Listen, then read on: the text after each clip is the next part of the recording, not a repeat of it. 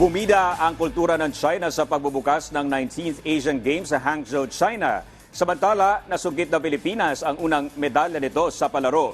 Yan ang ulat ni Mark Fetalco.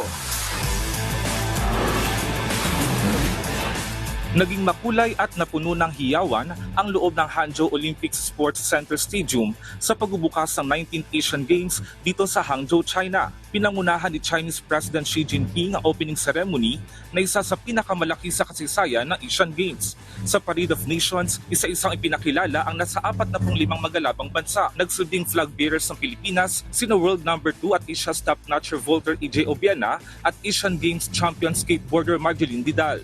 Kinutawan nila ang nasa halos 400 atletang Pinoy na lalaban sa 40 sports competition. Kasama rin pumarada si Philippine Olympic Committee President Abraham Tolentino at iba pang sports officials. Ibinida ng China ang kanilang kultura sa pamamagitan ng iba't ibang performances at 3D digital display. Highlight din sa programa ang isang digital torch bearer para sa ceremonial lighting of the flame.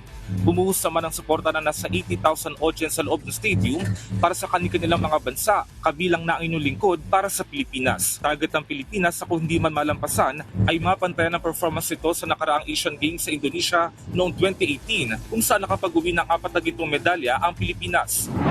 Samantala, nasungkit ni Patrick Kim Perez ang unang medalya para sa Pilipinas matapos talunin ng Taiwan sa men's individual pumse event ngayong araw.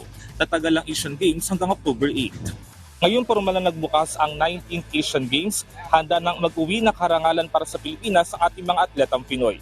Mula dito sa Hangzhou, China, Mark Fetalco para sa Bayan.